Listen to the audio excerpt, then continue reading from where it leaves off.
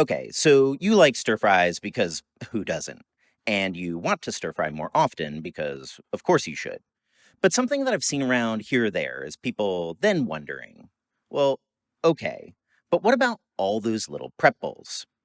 Because, like, if you watched a cooking video, they're bound to be around. All the ingredients laying in neat individual containers. And so the lament goes that maybe you don't want to stir fry because maybe you don't own or often you just don't feel like washing a bunch of little bowls. So, at the risk of maybe being a little esoteric of a topic, in this video, we want to try to answer this question head on. That is, do Chinese cooks actually make use of a zillion little bowls when cooking? And if there's any alternatives. But to do so, because this is definitely the sort of thing that'll vary from kitchen to kitchen, we'll be sharing the personal opinions and systems of 4 cooks. First, the actual brains of this channel, Steph, obviously.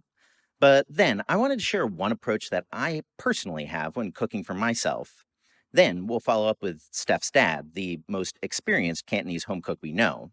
And finally, a Shenzhen based chef, Cadence who will share his thoughts from the perspective of a professional kitchen.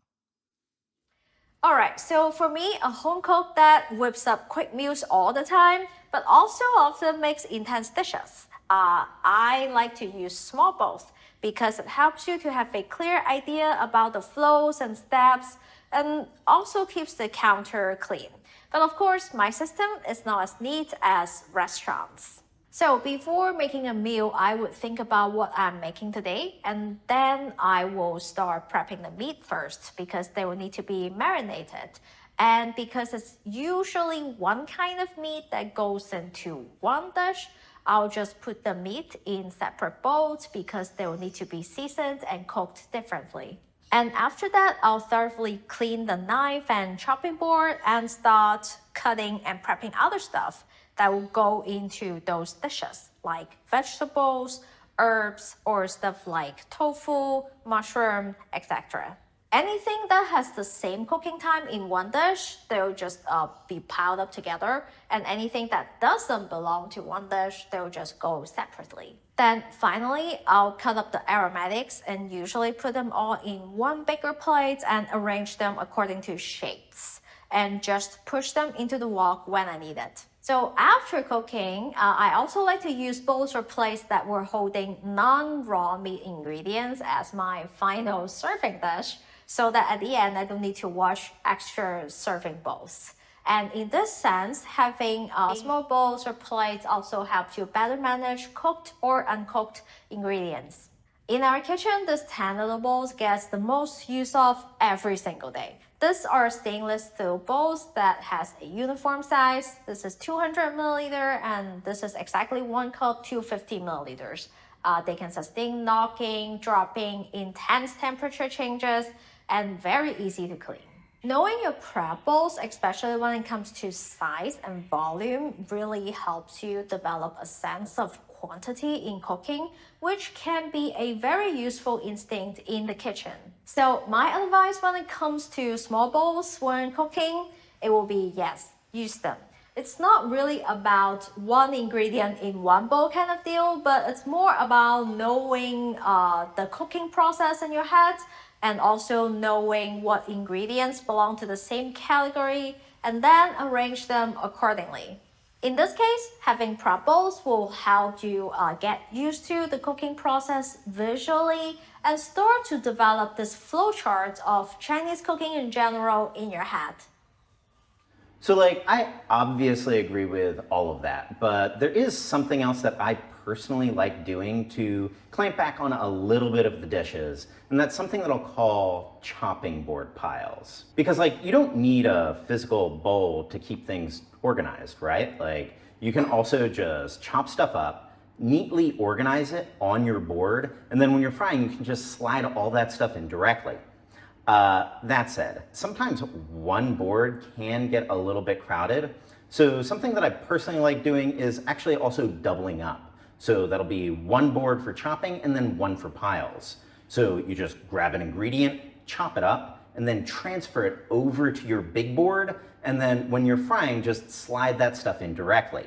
So then even with all of these ingredients, this was just 2 chopping boards, a wok chan, a wok, a bowl for seasoning, and obviously a knife. So if you are in the market for potentially trying to tamp back on some of those dishes, that could be one possible route that you could go. That said, you'll never actually see me pulling this move in one of our videos, I'm pretty sure, and that's for a specific reason.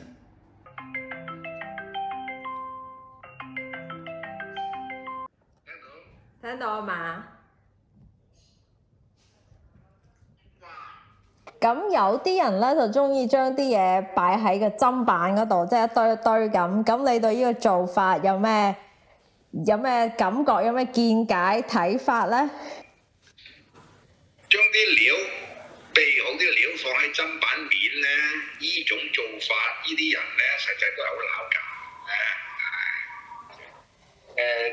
喺中國嘅正規廚師培訓同埋嗰啲跟師傅學炒菜嘅酒樓啊、大排檔都好咧，基本係師傅允許徒弟將嗰幾樣嘢，將嗰啲嘢放喺嗰個砧板上邊咁樣分別去落嘅。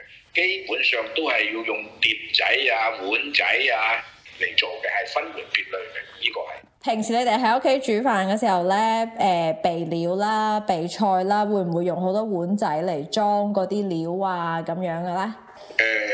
肯定要嘅，有時唔一定要用碗仔，攞碟仔，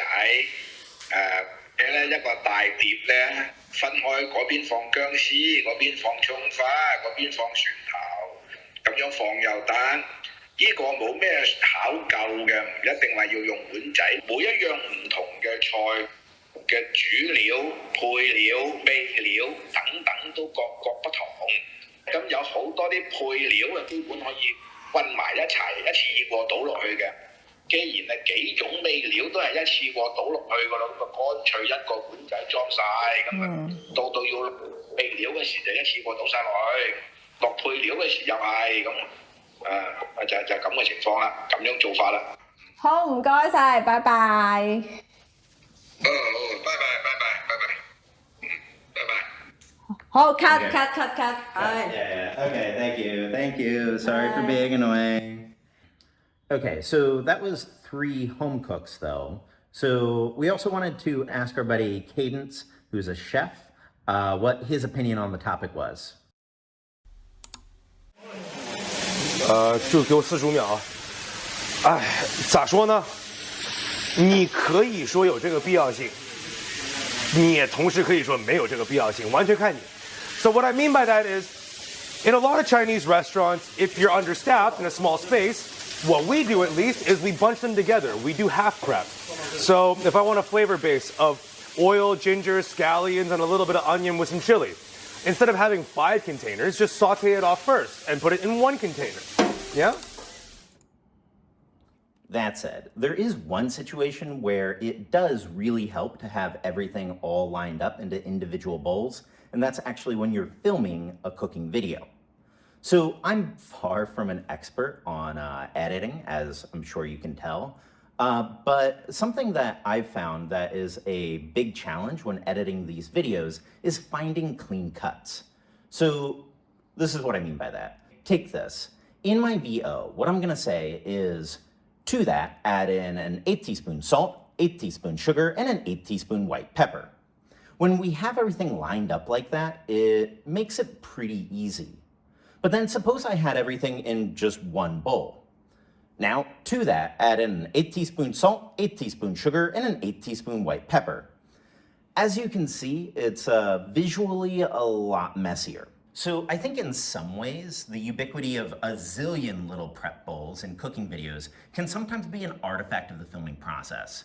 But obviously, that said, the overarching idea of prep bowls in a Chinese kitchen is obviously a pretty common one. And they can be really useful, so if you don't own any, just get some cheap little metal bowls that you can use as a prep bowl. So yeah, I know that this one was a little bit of a strange one. Hopefully it worked out. Hopefully it was helpful. A huge thank you to everybody that's supporting us on Patreon. And of course, if you haven't, subscribe for more Chinese cooking videos.